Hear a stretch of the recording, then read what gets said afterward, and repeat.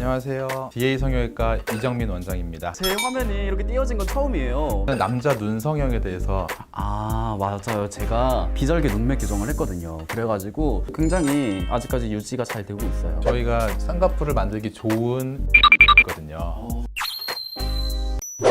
안녕하세요. 다다TV의 마스코트 남수입니다. 네, 오늘은 저도 처음 뵙는 원장님께서 함께 자리를 해주셨는데요. 인상이 굉장히 푸근하시고 또 따뜻해 보이시는 이정민 원장님 함께 해주셨습니다. 안녕하세요. DA 성형외과 이정민 원장입니다. 아니, 딱 봤는데 제 화면이 이렇게 띄어진 건 처음이에요.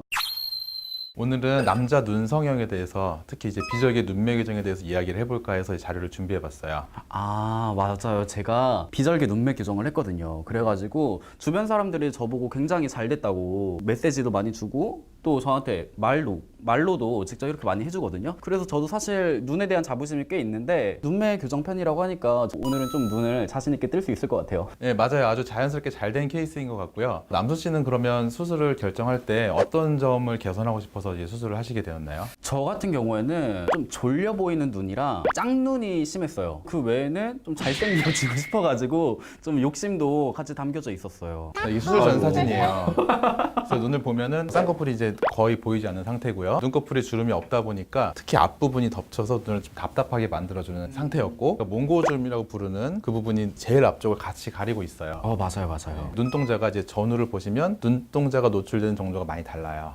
그렇네요. 말씀하신 거 보니까. 그래서 인상이 시원해지고 좀 밝아지고 긍정적으로 변화가 오는 거죠. 제가 봐도 전보다는 지금 모습이 좀 더 보기가 편하네요. 보기에도 그렇고 본인도 이제 눈 뜰 때 이마를 사용한다든가 하는 그런 작용이 많이 없어졌을 거예요. 맞아요. 확실히 눈 뜨는 것도 편해지고 저도 사실 저거 찍을 때 눈에 좀 힘을 주고 해가지고 짝눈이 덜 보이게끔 해가지고 힘을 주고서 찍은 거였는데 이거는 편안하게 찍은 거였거든요. 확실히 눈 뜨는 힘의 차이도 많이 난 것 같아요. 예전에는 사실 남자 수술하면은 보통 코가 대표적이었는데 눈매 교정도 굉장히 많이 하시더라고요. 이 특별한 이유가 있을까요? 이제 크게 이게 네 가지로 봐요. 눈꺼풀 자체가 힘이 없어서 눈이 좀 떨어져 있는 분들, 눈꺼풀이 눈을 덮치면서 졸려 보일 때, 그리고 눈뜨림이 약하니까 어떤 분들은 눈썹을 굉장히 많이 사용을 하세요. 그런 분들이 이렇게 눈을 뜨는 습관이 생기는 거거든요. 이런 특징이 있을 때 이제 눈매 교정을 하면은 개선을 할 수 있다. 정확히 눈매 교정 어떤 수술인 건가요? 눈꺼풀을 조금이나마 세게 떠올리게 도와주는 수술이라고 보시면 돼요. 절개로 하기도 하고 비절개로 하기도 하거든요. 근데 오늘 얘기 드릴 건 이제 비절개 눈매 교정 얘기 드리는 거고, 자, 눈매 교정 방법을 이제 설명을 드리자면은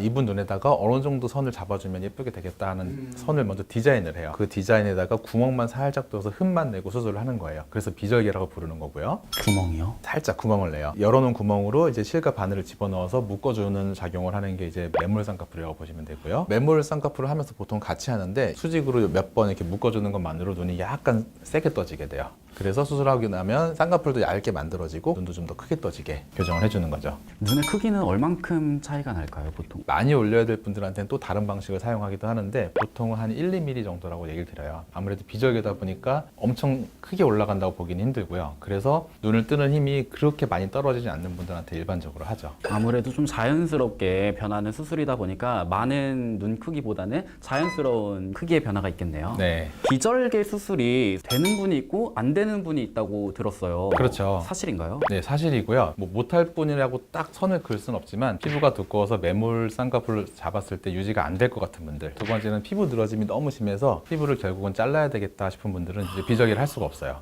그러면 무조건 그런 분들은 절개로 하셔야 되네요. 그렇죠. 대체로 나이가 젊고 피부가 얇은 분들은 이제 비절개를 할 수 있다고 보시면 되고, 나이가 많거나 아니면 젊은데도 불구하고 피부 자체가 두꺼워서 매몰, 비절개로 하기 힘들다 싶을 때는 절개를 젊은데도 권하게 돼요. 비절개만의 장점과 단점 뚜렷하게 있을 것 같아요. 무엇보다 뛰어난 장점은 회복 시간도 굉장히 빠르고요. 수술이 간단해요. 맞아요. 저 엄청 회복이 빨랐어요. 그리고 처음부터 자연스러운 결과가, 만족할 만한 결과가 바로 나오는 편이에요. 단점은 어떤 게 있나요? 매몰이라는 수술 방식이 실로 묶어만 주는 거기 때문에 그래서 속에 손상을 안 준다는 장점이 될 수도 있지만 이게 그대로 단점이 되기도 해요. 왜냐하면 묶어놓은 실의 힘만으로 쌍꺼풀을 유지를 해야 되는 거니까. 그래서 눈꺼풀이 두꺼워서 쌍꺼풀이 접히는데 저항이 있는 분들은 가끔 풀어지거나 느슨함이 생겨요. 풀어지는 시기가 어느 정도 딱 있을까요? 네, 정해져 있진 않아요. 근데 이거는 개인차가 있기 때문에 관리만 잘 해주시면 대부분 굉장히 오래 잘 쓰십니다. 네, 저도 지금 수술한 지 1년이 넘었는데 굉장히 아직까지 유지가 잘 되고 있어요. 그리고 이게 좀 유지가 잘 되는 이유 중 하나인 것 같다고 생각이 드는 게 특별한 노하우가 있다고 들었어요. 저희가 쌍꺼풀을 만들기 좋은 위치가 있거든요. 어느 영역에다가 수술을 해주냐에 따라서 결과가 많이 달라지기 때문에 저희가 이제 부르는 DA 존이라고 하는 영역 내에서 수술을 이제 최선을 다해서 해드리고 있어요.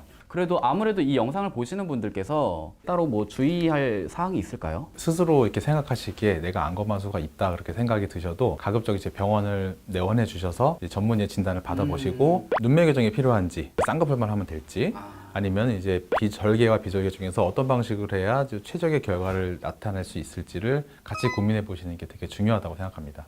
네, 말씀하신 것처럼 아무리 혼자 100번 이렇게 판단하는 것보다 전문의와 한번 상담하는 게 더 유익한 시간이 될 것 같아요. 네, 오늘은 남자 눈매 교정에 대해서 알아봤는데요. 네, 오늘 이정민 원장님께서 굉장히 편안하고 또 이렇게 이미지까지 함께해서 설명을 해주시니까 굉장히 이해가 잘 됐어요. 아마 보시는 분들도 큰 도움이 되었을 것 같아요. 그러면 다음에 만나요. 안녕!